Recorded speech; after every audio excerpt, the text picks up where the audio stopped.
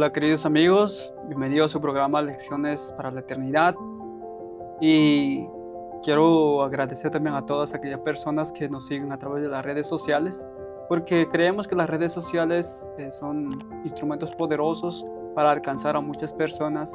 A través de este medio podemos llegar a casas, vidas destruidas o algunos con deseos de suicidarse.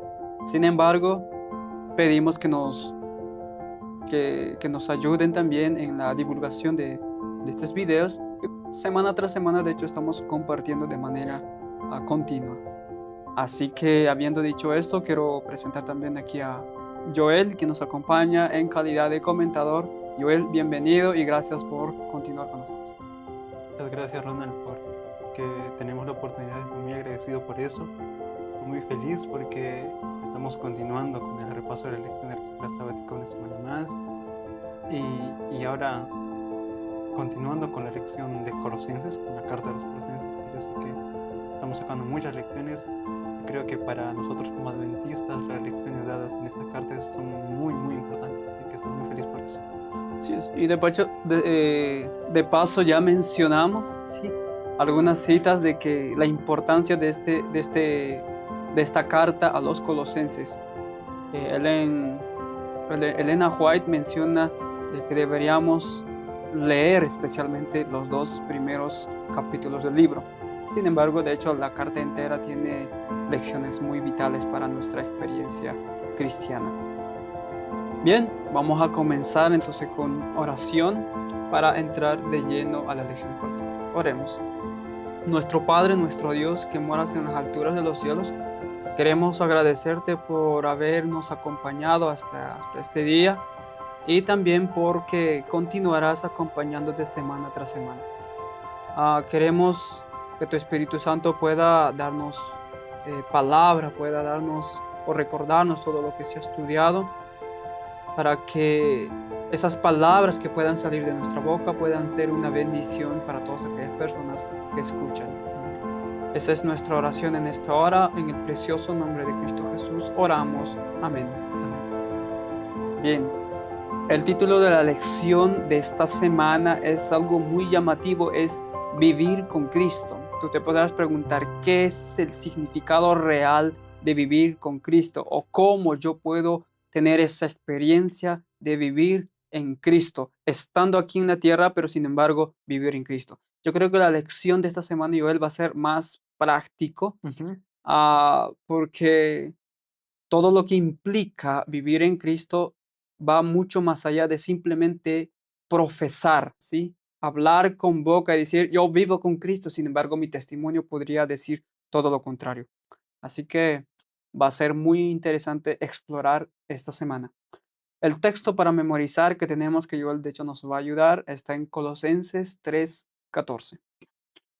Colosenses 3:14 dice así: y sobre todas las cosas, vestíos de amor, que es el vínculo perfecto. Amén. Lo principal para el apóstol Pablo, o sea, por eso él dice, eh, no sé cómo está en español, ¿con qué palabra iba al comienzo en tu versión de Biblia? Y sobre todas las cosas. Ok, sobre todas las cosas, es algo interesante. No importa todo lo que acontezca, pero sobre todo, dice el apóstol Pablo, vestidos de amor. Es el principal de su presentación del apóstol Pablo, de vestirse de amor, porque este amor es el vínculo de la paz, es el vínculo que mantiene unido a todos los creyentes. Habiendo dicho esto, vamos a comenzar con el primer día, que sería el día domingo, sobre cómo mantener lo necesario o lo esencial que es para desarrollar nuestro carácter, cómo podemos nosotros mantener una mentalidad celestial. ¿O qué quiere decir eso? Porque la lección habla de mentalidad celestial, o sea, Ujú. cómo nosotros podemos mantener esa mentalidad celestial o colocar nuestra mente en cosas celestiales. Colosenses capítulo 3, vamos a leer primero los versículos 1 y 2, dice: sí, ese sí es un sí de condición. Dice, si pues habéis resucitado con Cristo, entonces Pablo coloca eso como un condicional. Bueno, nosotros vamos a ser resucitados con Cristo. ¿Por qué razón? Que también hemos muerto con Él, participado de su muerte. Él dice, el resultado va a ser, dice él, en el, continuando el versículo, buscad las cosas de arriba. Es interesante que la condición para nosotros buscar las cosas de arriba es que nosotros hemos sido resucitados con Cristo. Y eso es interesante. Esa es la condición. Haber resucitado juntamente con Cristo después de morir el pecado, como lo hemos visto en Colosenses 2:20. Continúa el versículo y dice, donde está Cristo sentado a la diestra de Dios, poned la mira en las cosas de arriba y no en las cosas de la tierra. Pablo aquí es bien enfático. Él dice, Pablo dice, no, no transijamos con el pecado, ya que hemos experimentado esa nueva vida en Cristo por medio del acto externo del bautismo, que también hace referencia al nuevo nacimiento. Él dice, ahora ya no necesitamos colocar nuestra mirada en las cosas de la tierra, no tengamos transigencia con el pecado. Es más, la sierva del Señor escribe en el discurso maestro de Jesucristo en la página 78, la piedad verdadera comienza cuando cesa la transigencia con el pecado. La piedad verdadera. Ahí es cuando nosotros estamos dispuestos, gracias a lo que Cristo pone en el corazón, de abandonar todo aquello que no es de edificación, ahí es cuando comienza la piedad verdadera, la vida cristiana. Y desde esa manera, solamente siendo resucitados con Cristo, es tan necesario la experiencia del nuevo nacimiento para nosotros, porque eso nos va a dar la capacidad, la habilidad de nosotros colocar nuestra vista en las cosas eternas. Y eso es maravilloso, porque eso es lo que los textos siguientes va a decir, los versículos 3 y 4. Dice, ¿por qué? O sea, ahora está colocando ah, la razón del por qué nosotros ah, tenemos que colocar ahora la vista en las cosas del cielo. Y es interesante que al inicio del versículo 1 del capítulo 3 dice, resucitados con Cristo, y ahora dice, porque habéis muerto. ¿Y a qué hemos muerto? Esa es la pregunta. La razón es de que nosotros ya morimos, como dice Colosenses 2:20, habéis muerto con Cristo en cuanto a los rudimentos del mundo, en cuanto a lo que el mundo nos da, nos ofrece y nos enseña. Y dice más, porque habéis muerto a vuestra vida, perdón, porque habéis muerto y vuestra vida está escondida con Cristo en Dios. Es un texto poderoso. ¿Cómo es que el cristiano, una vez que ha sido sepultado con Cristo y ha sido resucitado con Él, ahora su vida no es una vida que está a la deriva, es una vida que está escondida con Cristo en Dios? Ahora, yo quiero aquí dar énfasis en el sentido del nuevo nacimiento, porque la Escritura del Señor dice lo siguiente, en el manuscrito 148 de 1897, dice así, el nuevo nacimiento es una experiencia rara en esta época del mundo. Esa es la razón por la cual hay tanta perplejidad en las iglesias. Tantos, tantos que asumen el nombre de Cristo no son santificados ni consagrados. Se bautizaron, pero fueron sepultados vivos. El yo no murió.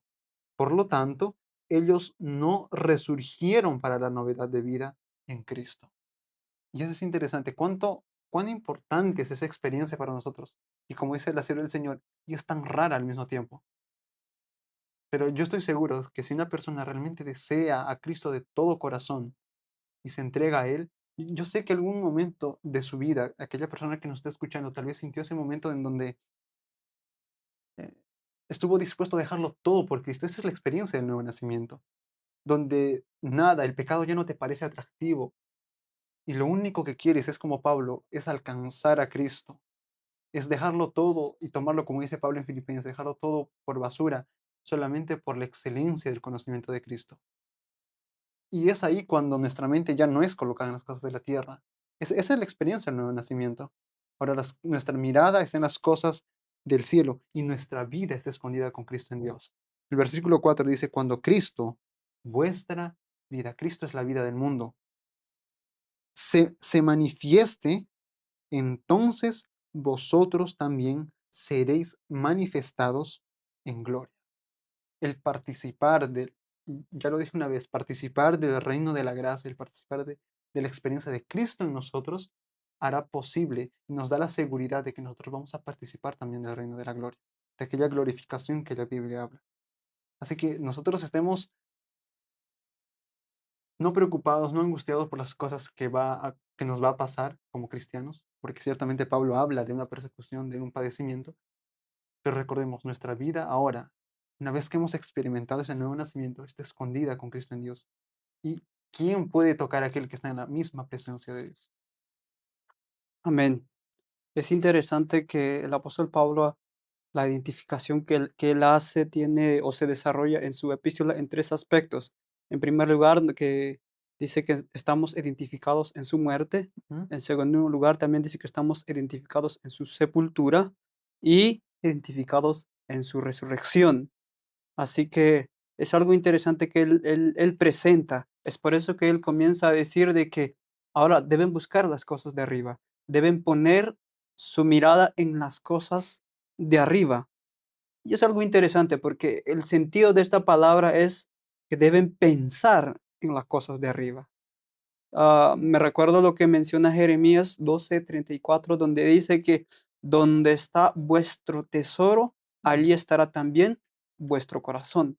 Si mi mentalidad no es celestial, sino terrena, es claro, yo voy a estar pensando en los afanes de esta vida, en los placeres de esta vida, am, en lo que uno quiera conseguir en esta vida. Pues eso es lo que indica el versículo, pues, porque dice, donde está vuestro tesoro, allí estará también vuestro corazón. La pregunta es, ¿dónde tú colocas tu mente todos los días? ¿En qué piensas cada día?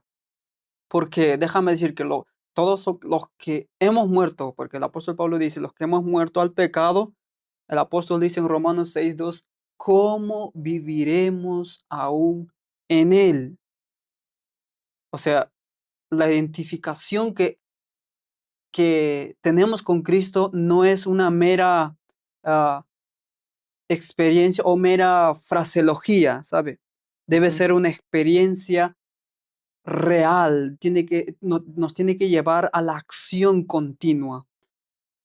Me llama la atención porque la única manera de colocarnos nuestra mente en las cosas celestiales es que realmente nosotros estemos tan conectados con Cristo. El apóstol Pablo mismo dijo que ya no vivía él, mas Cristo vivía en él. O sea, Ujú. esa experiencia tiene que ser real en nuestra vida. Porque déjame decirte que Satanás, él tiene mucha experiencia, tiene mucho conocimiento como para destruirnos, para que nuestras mentes estén colocadas en todo lo que el mundo ofrece. Y Dios no quiere eso. Por eso Él dice que coloquen o poned en las cosas de arriba o mirad a las cosas de arriba. Es el consejo que nosotros recibimos porque Cristo ya murió, Cristo ya resucitó y nosotros juntamente con Él fuimos muertos, juntamente con Él fuimos resucitados. Ese es el fundamento, la base de que nosotros ahora debemos buscar y poner las cosas de arriba. Así que tengamos ese consejo del apóstol Pablo y experimentemos mientras transitamos en este mundo. Vamos a ir al día siguiente, que es el día lunes, donde dice, elimina la mentalidad terrena. Y claro, es algo natural antes de aceptar a Cristo que todos nosotros tengamos esta mentalidad terrena. Sin embargo, vamos a leer ahora algunos consejos, porque la pregunta para este día es cómo podemos morir al yo y para las cosas terrenales y vivir para las cosas celestiales o las cosas de lo alto. La pregunta es bien interesante y vamos a responder con algunos textos. Sin embargo, ahora quiero leer lo que dice directamente Colosenses capítulo 3 versículos 5 y 6. Dice, haced morir, pues. Y es importante que nosotros consideremos esos conectores, aunque pequeñitos, a veces lo pasamos por alto, pero es interesante considerarlos. Dice, haced morir, pues. ¿Pues qué? después lo que le acabo de decir en el versículo anterior, que es que nosotros podemos participar. Si nosotros vamos a participar de ese reino de gloria, si nosotros vamos al final ser parte de la glorificación de Cristo también en nuestra carne, ¿por qué nosotros debemos recibir la gloria de Dios al desobedecer? Y eso es lo que va a decir Pablo en estos textos. Dice, haced pues morir lo terrenal en vosotros. Y él ahora va, Pablo es bien práctico, ¿sabes? Y eso es interesante de él. Pablo no solamente te da el concepto de lo que él está presentando, a veces hasta difícil de interpretar, sino que él ahora te va a señalar algunas cosas más, él va a ser muy puntual. Él dice, como cuáles, como fornicación, impureza, pasiones desordenadas, malos deseos, avaricia, que es idolatría. Y eso es interesante porque esos, podemos llamarlo así, también son frutos de la carne. Esa es la tendencia que tenemos nosotros como seres humanos sin Cristo. Una mente que no se deja guiar por las cosas ah, del cielo, no se deja guiar por las cosas que son buenas. Pablo dice al final, todo es idolatría. Idolatría es todo lo que ocupa el lugar de Dios en nuestra vida. Ahora, toda esa lista es un claro ejemplo de una persona que está siendo guiada por sus propios deseos y pasiones que los tiene dentro. Ahora, la pregunta era, antes voy a leer el versículo 6 más, dice, cosas por las cuales la ira de Dios viene sobre los hijos de desobediencia. Y eso es interesante, la ira de Dios se va a manifestar únicamente a los hijos de desobediencia. Y la Biblia es bien clara. Entonces Pablo dice, ¿por qué nosotros ¿por qué nosotros vamos a tener que participar de estas cosas, de la desobediencia, para que al final la ira de Dios venga sobre nosotros si tenemos la promesa de la gloria de Dios? Eso es lo que Pablo está diciendo. Ahora, la pregunta, ¿cómo nosotros podemos morir a lo terrenal? ¿Cómo nosotros ya no vamos a colocar la vista en las cosas de nuestra propia naturaleza, lo que nuestra propia naturaleza nos inclina? En Romanos, en el capítulo 8 versículo 13 vamos a encontrar algo interesante. Dice, porque si vivís conforme a la carne, o sea, vamos a ver a qué se refiere eso más adelante, moriréis. Mas si por el Espíritu hacéis morir las obras de la carne, viviréis. Es interesante.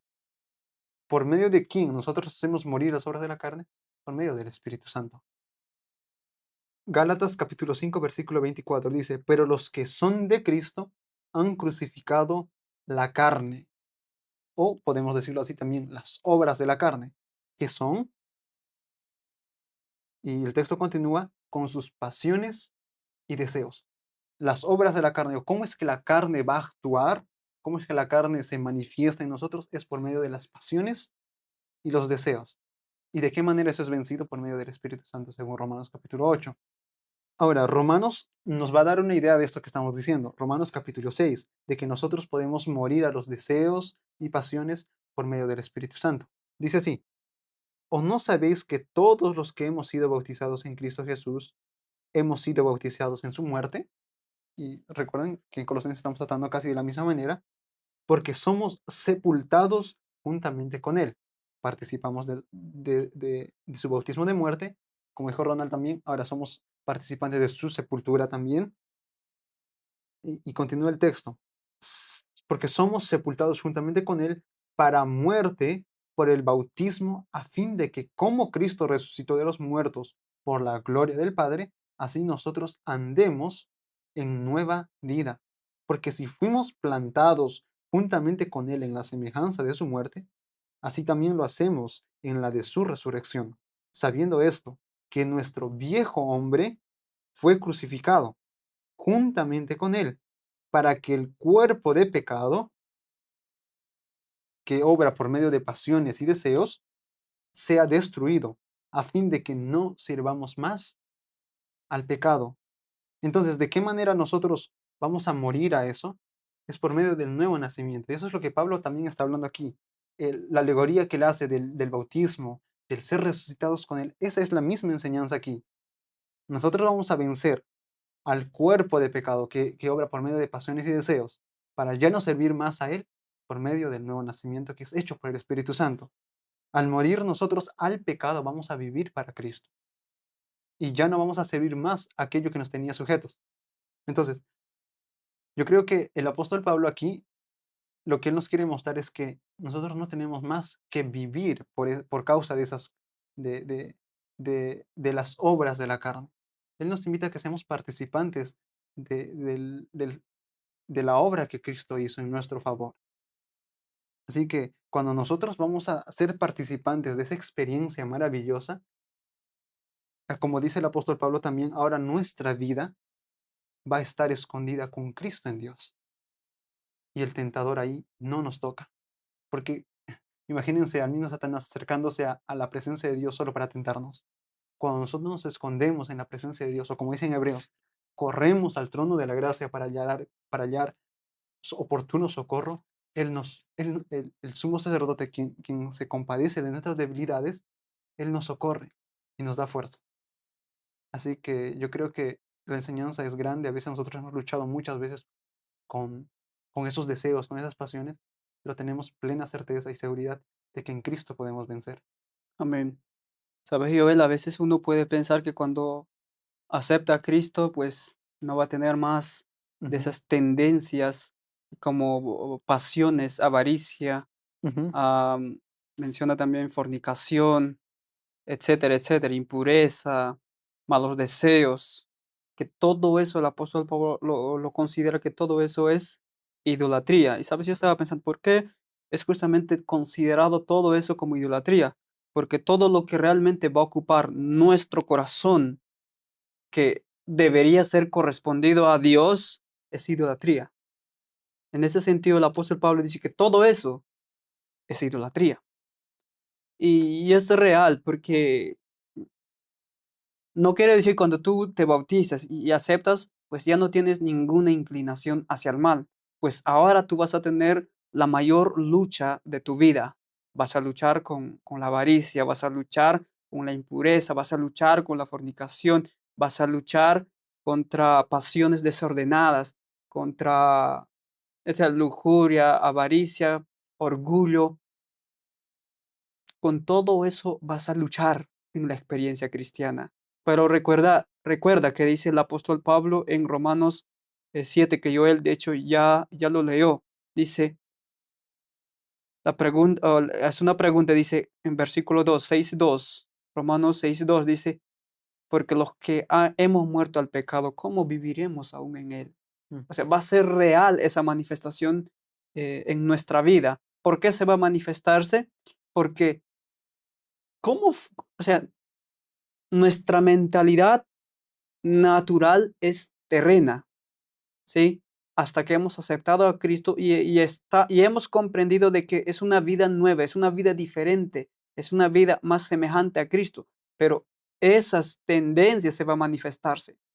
Pero el apóstol Pablo dice que no podemos vivir en esa vida, debemos hacer morir porque nosotros juntamente con Cristo hemos sido crucificados, juntamente con Cristo hemos sido resucitados, inclusive fuimos sepultados con Él, haciendo referencia en su bautismo.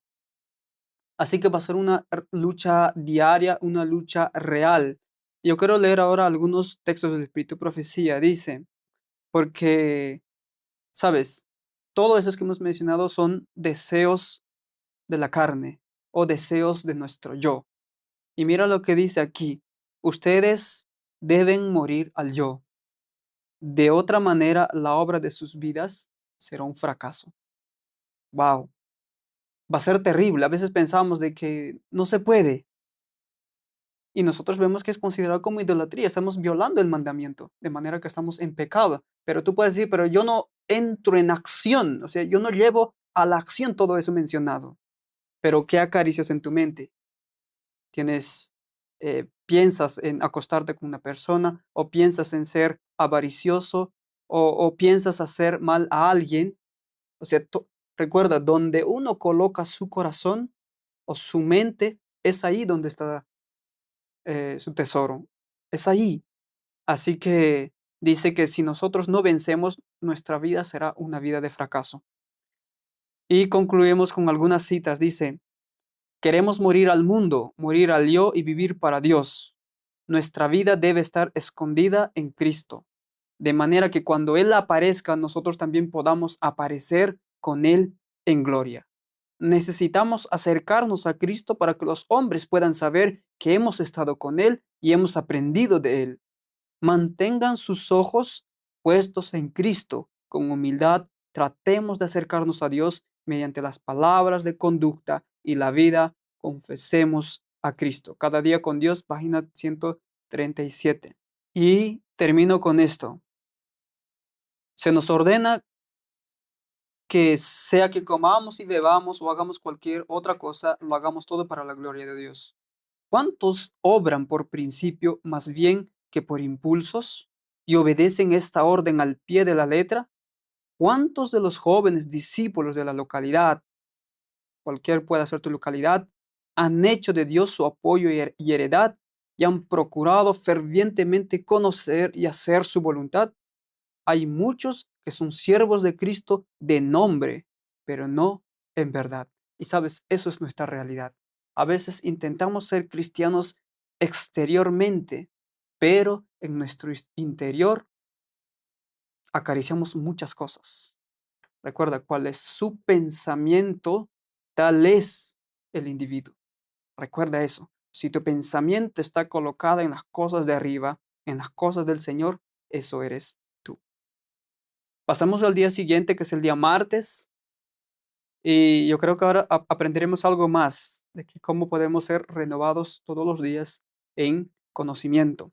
La pregunta que nos plantea la lección es: ¿cuál es el camino para la renovación espiritual? Bien, el versículo 7 dice de la siguiente manera, en las cuales vosotros también anduvisteis en otro tiempo cuando vivíais en ellas. O sea, en ese tipo de, de pasiones que el apóstol mencionó en el versículo número 5, la avaricia, los malos deseos, la fornicación y todo eso. Colosenses habían vivido de esa manera. Es más, la sierva del Señor dice que ellos habían hecho una promesa, un voto, de que ellos iban a abandonar todo eso. Pablo aquí va a fortalecer eso, como que recordando aquello que ellos ya habían prometido. Dice el versículo 8, pero ahora dejad también. Eso es interesante. Ahora, cuando él dice dejad también, él está invitando a que ellos voluntariamente tomen acción en algo. Dejad también, y aquí él va a colocar otro grupo de actitudes también que deberían dejar. Dice, todas estas cosas, ira, enojo, malicia, blasfemia, palabras deshonestas de vuestra boca. El versículo 9, no mintáis los unos a los otros. Es interesante que Pablo como que les recuerda de que ellos tienen que dejar esas cosas. Pablo es bien puntual, como ya dijimos, él es bien específico en ese sentido, porque tal vez era la necesidad específica de los colosenses. Y estamos hablando de los cristianos, de los creyentes. Tal vez entre ellos había esa cuestión de la blasfemia, había momentos así como seres humanos, esas explosiones de ira, palabras deshonestas, mentiras. Y aquí yo creo que Pablo está señalando también a la segunda ley de los 10 mandamientos. Sin embargo, lo interesante aquí que Pablo hace, va a hacer un contraste en lo que es la vida pasada y ahora va a explicar el nuevo nacimiento con la metáfora del quitarse una ropa y colocarse otra ropa. Y eso es interesante, ¿por qué? Porque también nos trae la idea de que Dios coloca en nosotros un nuevo corazón y quita el corazón de piedra, que habla ah, Ezequiel capítulo 26, si no estoy mal, o 36.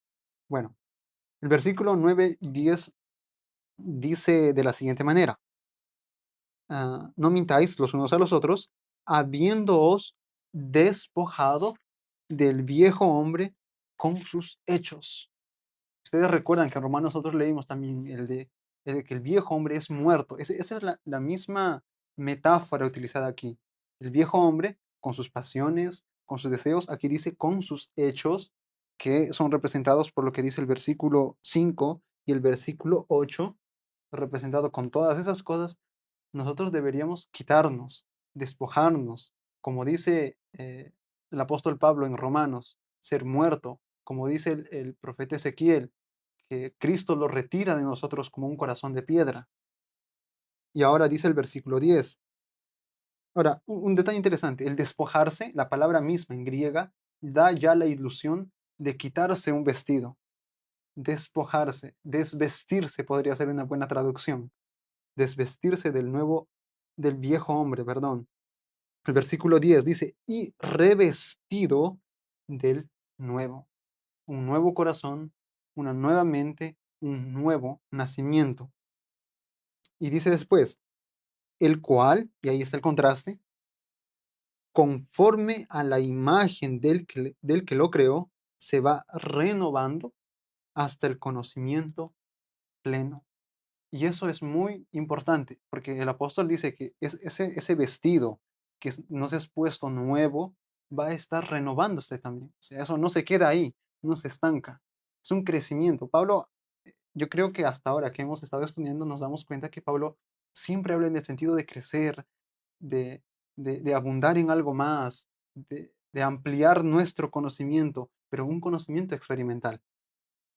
En Efesios, en el capítulo 4, versículo 24 dice, y vestíos del nuevo hombre, creado según Dios en la justicia y santidad de la verdad. Ahora, versículos anteriores, el versículo 22-23 decía, en cuanto a la pasada manera de vivir, o sea, Pablo también está haciendo el mismo contraste, despojaos del viejo hombre, que está viciado conforme a los deseos engañosos. ¿Se dan cuenta? Aquí en Efesios, Pablo dice, los llama los deseos engañosos, los deseos de la carne, que son las pasiones y las tendencias. En Colosenses, Pablo como que en cierta manera los detalló, pero dice después, y renovaos en el espíritu de vuestra mente. ¿Se dan cuenta? Entonces, eso ocurre, es un asunto de la mente, un cambio, una transformación de mente, así como dice Romanos capítulo 12, versículo 2. Ahora, el hecho de nosotros, de que se retiren las vestiduras y se retiren y se coloquen nuevas vestiduras, que serían las vestiduras de la justicia propia y las vestiduras de Cristo, ya es una imagen bíblica. En la Biblia nosotros podemos encontrar imágenes parecidas. Por ejemplo, el caso en Zacarías, donde se menciona al sacerdote Josué. Y también nosotros vemos ah, en la historia de Adán y Eva, cuando ellos se colocan sus vestiduras de higuera, pero viene Cristo y les da las vestiduras, en ese caso del Cordero. Y también nosotros vamos a ver esa misma idea, esa misma imagen con el mensaje a la Odisea. Y es interesante que hay esa relación con la Odisea que más adelante vamos a ver. Sin embargo, aquí es la idea de que Cristo quiere darnos los vestidos de su justicia. A la pregunta, ¿de qué manera nosotros nos vestimos? Efesios 4:23 decía, por la renovación del espíritu de vuestra mente. Eso es, un cambio de mente, un- una transformación de nuestro carácter, una nueva vida que viene de lo alto en Cristo. Ahora, en el asunto de la renovación que yo también mencioné y que la Biblia menciona, la asegura el Señor en Palabras de Vida, el Gran Maestro, en la página 69, comenta que la santificación es de la mente se revelará en una manera más santa de vivir, a medida que el carácter de Cristo se reproduzca más y más perfectamente en el creyente. Es un crecimiento constante. Eso, como ya dije, no va a quedarse estancado. Y el versículo 11 dice, donde no hay griego, ni judío, circuncisión, ni incircuncisión, bárbaro, ni escita, siervo, ni libre, sino que Cristo es el todo y en todos. Él nos está mostrando ahora que todos somos parte ahora de la ciudadanía del cielo. Ya no hay diferencia en el sentido de que todos recibimos de Cristo la suficiente vestidura para estar delante de Él. Amén. Yo creo que el mandato del apóstol Pablo es claro. Él dice, dejad, desechad, bueno, como cualquier sinónimo que sea, pero si hemos puesto atención a los textos que menciona ira, enojo, malicia, blasfemia, o palabras deshonestas, y también mentira. Yo le pregunto, ¿alguna vez ustedes han tenido ese rasgo de carácter? ¿O han mentido, han hablado palabras deshonestas, blasfemia? Yo creo que todos hemos practicado más de una de estas que el apóstol Pablo coloca. Y bueno, ustedes pueden pronunciarse, ¿quién no se ha enojado? Pero muchas veces no es una ira santa, sino es una ira que viene con toda la pasión de nuestro ser. No es una ira para restaurar a otros, sino es todo lo contrario. Y también malicia, blasfemia. Yo creo que él ya mencionó, pero yo quiero mencionar este punto, que es palabras deshonestas. Esto se podría referirse como conversación también obscena, ¿sí? Una conversación obscena o bajeza en el modo de hablar. Por ejemplo, Efesios 4:29 dice de que Pablo se refiere, ¿no? Dice que nuestro modo de hablar, o sea, no sea con palabras también deshonestas. Él menciona eso. Y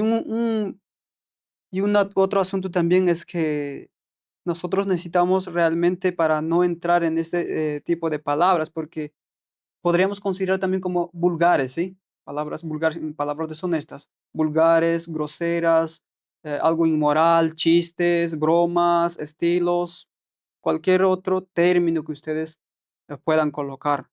Pero es que todas estas que acabamos de mencionar no pueden hacer parte de la vida del cristiano, porque los cristianos somos o debemos ser muy diferentes y somos diferentes, pero normalmente no se pone en práctica todo lo que hemos mencionado. Por eso el apóstol Pablo dice, para que todo eso sea muerto o para que todo a esto dejemos, nosotros necesitamos de manera continua renovar nuestra mente, porque lo que pensamos, expresamos.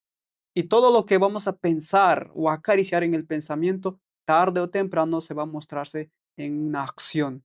Así que nosotros, como nunca antes, diría yo, de que necesitamos revestirnos realmente del nuevo hombre, que es el nuevo nacimiento. Y esa experiencia, Joel, debería ser diaria. No solamente decir, yo ya me bauticé, pues ya no voy a tener todos esos problemas. Mentira. Concluyo con una cita. Dice, esto está en el devocional A fin de conocerle, 239. Dice así: se han tomado las provisiones por medio de las cuales cada alma que lucha con las prácticas pecaminosas puede quedar libre del pecado. O sea, hay provisión, hay poder suficiente. He aquí el Cordero de Dios que quita el pecado del mundo. Juan 1:29. El cristiano no debe mantener sus hábitos pecaminosos y conservar sus defectos de carácter, sino debe ser renovado en el espíritu de su mente a la semejanza divina. Cualquiera sea la naturaleza de vuestros defectos, el Espíritu del Señor os capacitará para discernirlos y os dará gracia con la que podáis vencer. Mediante los méritos de la sangre de Cristo, podéis ser vencedores, sí, más que vencedores. Tenemos la promesa para vencer, porque tenemos suficiente medio o suficiente provisión para vencer cualquier práctica pecaminosa. Así que ese es el consejo para nosotros. Y pasamos al siguiente día, que sería el día miércoles, que es cuál ahora es el carácter de esta nueva vida o cuál debería ser. La pregunta de hecho es, ¿cómo describe Pablo a aquellos que creen en Jesús? ¿Cómo se relaciona esta descripción con las cualidades que debemos poseer? Bien, Joel. Sí, es interesante que, y nuevamente digo, Pablo es muy práctico.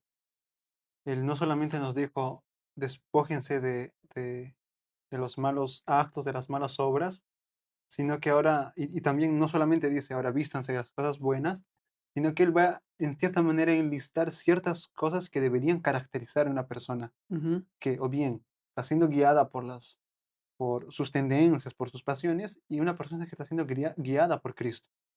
Así que él comienza en el versículo 12 de la siguiente manera: vestíos pues como escogidos de Dios o como dignos del reino de los cielos, santos y amados, de entrañable misericordia. Y es interesante, la misericordia es algo que revela el carácter de Dios, algo que, que cuando ves a Cristo, Él se presenta como un Dios fuerte, grande, misericordioso. Dice de benignidad, de humildad, de mansedumbre, de paciencia. Y aquí podemos ver algunos de los frutos del Espíritu Santo. Versículo 13, soportándoos unos a otros, y eso es importante. A veces en el círculo social en que vivimos, a veces es difícil tener paciencia, mansedumbre, el soportar a mi hermano. Pero Pablo aquí, él está englobando características generales. Él no está haciendo, a veces, como nosotros decimos, no está señalando con el dedo todavía, porque más adelante vamos a ver que él va a aplicar estas características a situaciones reales, pero por ahora él lo está presentando de manera más amplia. Dice después en el versículo 12, perdón, el versículo 13, soportándoos unos a otros y perdonándoos unos a otros. Si alguno tuviere queja contra otro, de la manera en que Cristo os perdonó, así también hacedlo vosotros. Y eso es interesante. ¿Cómo es que Cristo perdona? Ese debiera ser nuestro perdón. Y cuando nosotros vemos qué es lo que la palabra perdón significa y vemos cómo es que Cristo nos perdona, vamos a entender, o sea, verdaderamente esto va a cambiar nuestra vida. Porque perdón significa que yo cargo con las consecuencias o la culpa del otro. Realmente yo lo cargo. Y nosotros a veces, si alguien me pide perdón, nosotros le decimos, está bien, te perdono, pero no lo vuelvas a hacer.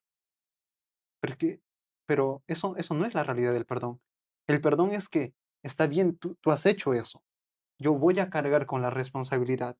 Eso es dar el perdón. Y Pablo dice aquí, ahora nosotros perdonemos porque también Cristo nos perdonó. Él coloca a Cristo como ejemplo máximo del perdón. Y nosotros debiéramos seguir el ejemplo de Cristo en ese sentido. Si alguien me hizo mal, yo no tengo que esperar a que la otra persona se arrepienta, yo no tengo que esperar que la otra persona cambie su actitud si es que yo le quiero perdonar. El verdadero perdón se va a revelar en que yo estoy dispuesto a cargar con su culpa. Eso es lo que hizo Cristo por nosotros. Isaías 53 menciona que Él cargó con nuestras debilidades. Ese es el perdón de Cristo. Ahora el versículo 12, el 14. Y sobre todas estas cosas, el versículo de memoria de la semana, vestíos de amor, que es el vínculo perfecto. Y eso es interesante. Vínculo ya nos da la idea de que algo va a mantenerse unido. Entonces, en otras traducciones también se utiliza el vínculo de la perfecta unidad. El amor, el vínculo de la perfecta unidad. Y ese amor es la palabra ágape, que en Segunda de Pedro, en el capítulo 1, que se menciona la escalera de Pedro o la escalera de la fe, se menciona como el último escalón, el amor de Dios, el amor ágape. Y es interesante que el amor, como en otros textos también a veces se menciona, que es el vínculo de la paz también, que es Cristo en ese caso, que al final es la demostración del carácter de Dios, va a mantener unido, uno, las virtudes del cristiano. Eso, el amor va a hacer que aquellas cosas que Pablo mencionó sean y permanezcan como uno, y también va a mantener uno a los creyentes que son cuerpo del Señor. Nosotros ya hemos visto abundantes textos, bueno, de alguna manera varios textos que hablan de esa manera. Lo que va a mantener uno al cuerpo de Cristo es la paz y el amor. Como aquí presenta Pablo, lo que va a mantener unido en perfecta unidad las virtudes del cristiano va a ser la motivación del amor. Así que me parece muy interesante que el apóstol Pablo resalte el amor. Amén. Es interesante porque en todas sus epístolas él enfatiza sobre el amor. Para él es todo. Si leemos el 1 Corintios capítulo 13, Ujú. habla de que por más que uno tenga ciencia, conocimiento, pero lo más importante es amor. No importa que sea conocedor de las Sagradas Escrituras, eso no tiene sentido si el amor no es parte esencial de la vida del cristiano, porque realmente vestidos del amor, nosotros vamos a eh, manifestar exteriormente, inclusive al estar vestidos del amor, vamos a cubrir muchas faltas y embellecer realmente todas las otras virtudes, porque el amor es el motor del cristianismo. El amor solamente puede provenir de Dios. Así que quedémonos nosotros con eso, porque se podría decir que esto es la virtud suprema del cristiano.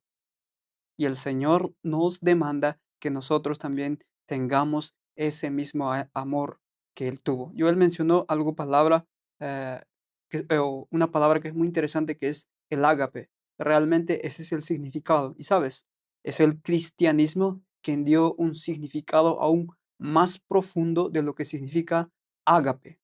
Ágape es un amor único que está dispuesto a entregarse o a humillarse o a esvaciarse para salvar a otros. Así que nosotros encontramos abundantemente esas expresiones en las Sagradas Escrituras. Bien, si el apóstol Pablo pedía eso de los colosenses, yo estoy seguro también que él pediría para nuestra experiencia. Vamos a la última parte del día, que es el día jueves, y queremos hacer la pregunta, dice, ¿qué nos ayuda a dejar que Cristo tome el control de nuestras vidas? ¿Y qué papel juega la música en ello? Es interesante. La pregunta me pareció muy curioso, Joel, porque dice, ¿qué nos ayuda a dejar que Cristo tome el control?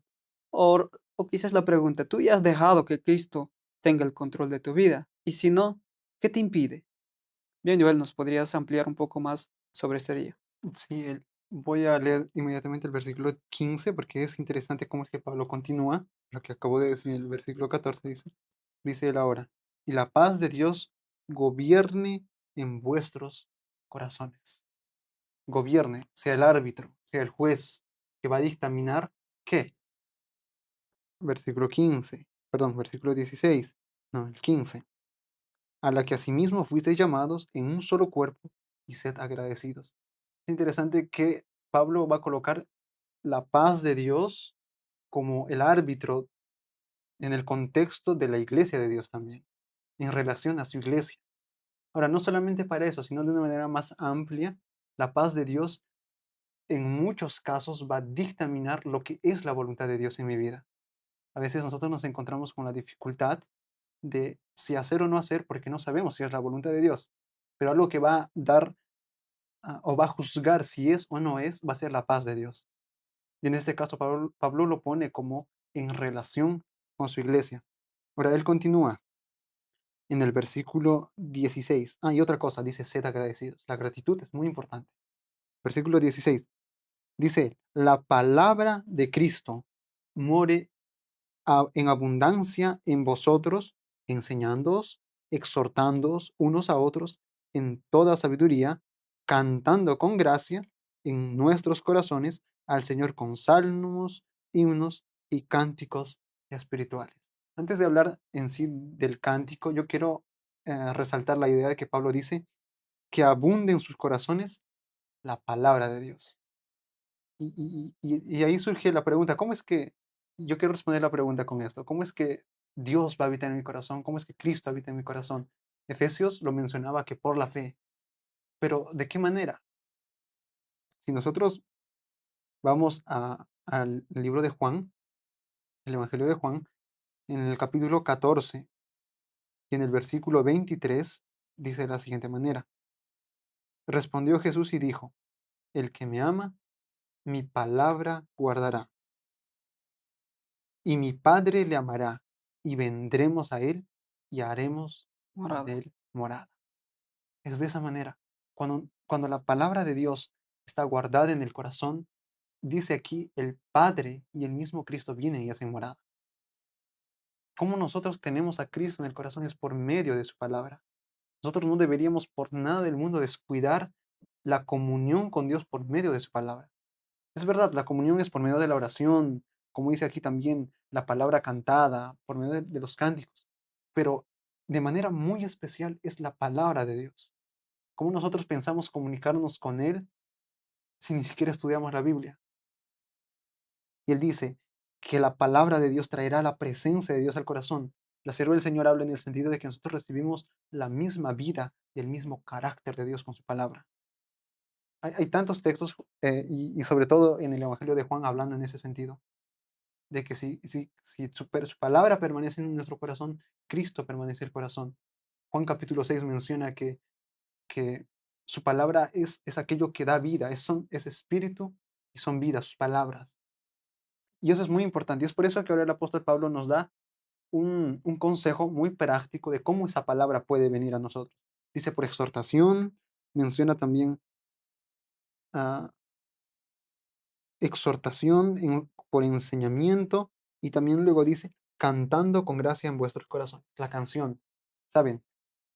Eh, el cerebro tiene la capacidad de ser moldeado también por las cosas que oye, las cosas que escucha, y la canción es una de las herramientas más poderosas que existen para, o bien hacer bien, bastante bien en cuanto a relación con el Señor, con el cielo, porque en el cielo también hay un coro celestial, el cielo es música también, pero también hay una forma equivocada de traer eso, donde la mente es distorsionada, donde se anublan las percepciones aún espirituales. Y nosotros vemos ejemplos, la lección da ejemplos también, por ejemplo, con Saúl, cuando se encontraba atormentado, viene David y creo yo, lleno del Espíritu Santo en ese momento, él acalma el espíritu de Saúl. Cuán importante es la música y a veces no se le da la importancia que debería.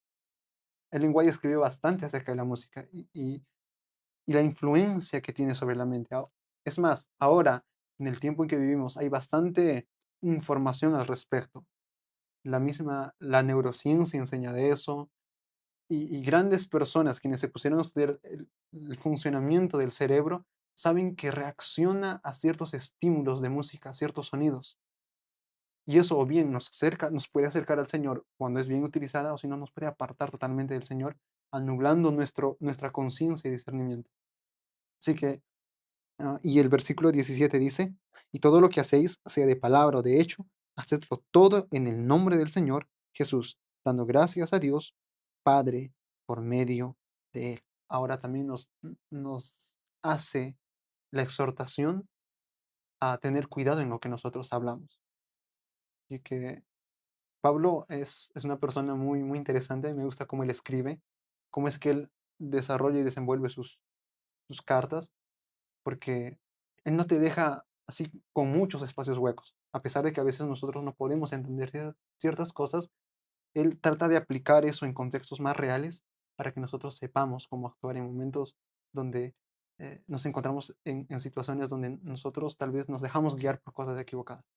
Así que espero yo que en el Señor hayamos aprendido del capítulo 3 de Colosenses, que de hecho nos está enseñando mucho hasta ahora. Así es. Y de hecho, aún no hemos acabado el capítulo 3. Sin embargo, lo resto hablaremos la siguiente semana.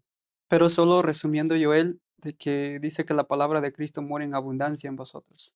Y sabes, la pregunta era con relación al canto. ¿Qué tiene que ver el canto con con que la palabra de Dios abunde en mí? Citabas tú algo del poder de la música. Es cierto, todo el mundo sabe, todo aquel hombre que se dedica a la música sabe que la música tiene un poder. Es un poder. O es muy poderoso, sea para bien o sea para mal. Y Ellen White, de hecho, escribió un libro que se llama Música. Yo voy a citar algunos párrafos de este libro. Por ejemplo, dice ella, el canto es uno de los medios más eficaces para imprimir verdades espirituales en el corazón. Recuerda que el apóstol Pablo dice que la palabra de Cristo muere en abundancia. Ahora solo imagina cantar esas verdades espirituales. ¿Sabes lo que va a hacer? Va a imprimir en el corazón. 2. Mediante las palabras del canto sagrado, a menudo se abren las fuentes del arrepentimiento y la fe. Otro párrafo. Cuando Cristo era niño, como estos niños que están aquí, fue tentado a pecar, pero no se rindió a la tentación. Cuando llegó a tener más edad, fue tentado, pero los cantos que su madre le habían enseñado a entonar acudían a su mente, y él elevaba su voz en alabanza. El poder del canto puede guardarnos del pecado, de toda tentación. Dice también, tiene poder para subyugar naturalezas rudas e incultas, para avivar el pensamiento y despertar simpatía, para promover la armonía en la acción y desvanecer la melancolía y los presentimientos que destruyen el valor y debilitan el esfuerzo. Ese es el poder que tiene la música. Así que si nosotros queremos grabar o imprimir en el corazón de la familia, especialmente aquellos que son padres, quieren imprimir las palabras de verdad en los corazones de los hijos, y enséñenlo a cantar.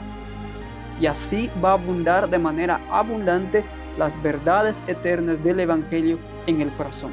Cada vez que se va a verse tentado, todo lo que se ha aprendido en la niñez o en la infancia vendrá, en cada tentación va a venir como un recuerdo. Y eso va a ser un arma poderosa para obtener victoria sobre toda tentación. Así que ese es el consejo para nosotros. Grabemos palabras. Si alguien no tiene el don de grabar palabras, pues algunos son muy buenos, ¿sí?, cantando. Así que si es lo tuyo, practícalo. Y si no te gusta cantar, pues déjame decirte que te va a ayudar aún mucho más el aprender, cantar y grabar verdades eternas. Que el Señor le bendiga y nos vemos la semana que viene. Chao, chao. IAG, juntos avanzaremos.